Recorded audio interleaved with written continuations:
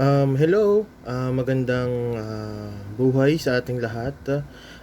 Ngayon, mayroon tayong video ay dahil mayroong nagtanong or nag-PM sa ating page na kung saan ang tanong niya, ang problema kasi niya, yung kapitbahay daw niya ay mayroong bagong biling video o karaoke, pero ang problema kasi ay gabi-gabi itong kumakanta na buti sana daw kung hanggang 8, 9 pwede pa daw kasi hindi pa naman daw sila nagpapahinga. Pero ang problema kasi ay ang pagkanta daw ay umaabot minsan hanggang alas 2 o alas 3 ng madaling araw, na kung saan daw ang problema nila ay yung pagtulog nila. Nahihirapan sila mag-cope up sa kanilang sleep dahil ayun nga no, buti nga naman sana kung maganda yung boses. Kung parang ginugupit na lata yun sa madaling araw, masakit talaga sa tenga at talagang mahihirapan ka makatulog. So ano daw ang pwede nilang gawin? So, ang pwede natin unang gawin diyan ay i-report muna natin sa barangay dahil yun yung unang hakbang talaga.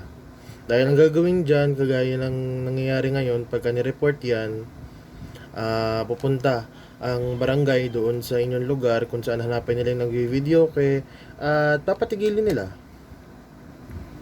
Yun yung nakikiusap sila na baka pwede pong patayin na lang muna natin dahil po may nagre-reklamo na hindi daw sila makatulog. Di ginagawa kasi ng iba pag alis ng barangay, saka sila bubuksan nila ulit. Parang opo sige po, tigil na po namin to, kaso pag alis ng barangay after 5 or 10 minutes o ilang minuto man yan, buksan ulit nila, paandar ulit sila.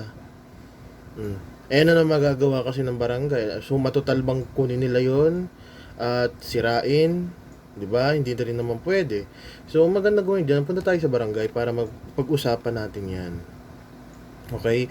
Doon tayo mag-usap. So kung anong pwedeng terms ang pwede nating gawin, ako wala nang problema kung gusto nila magbabad sa video, okay?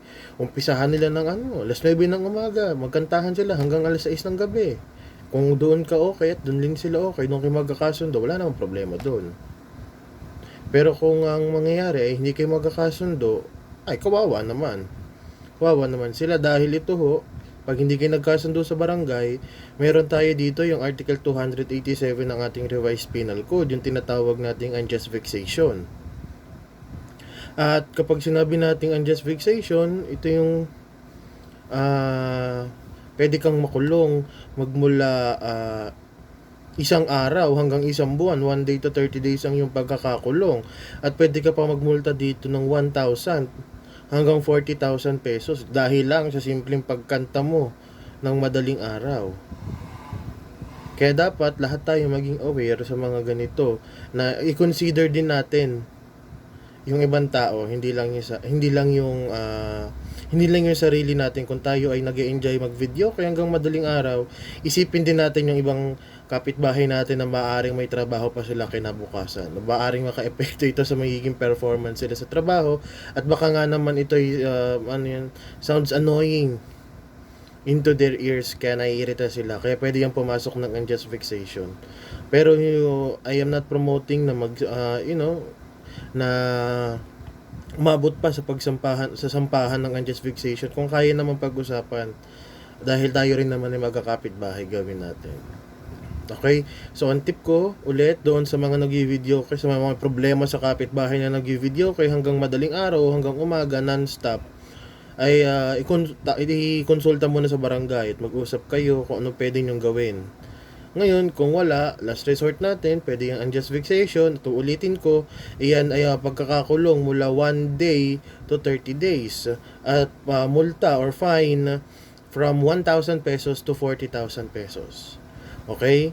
So, I hope nasagot ko yung tanong ng ating sender. And ako ulit si Jam, at mabuhay tayong lahat at mag-ingat tayo. Salamat.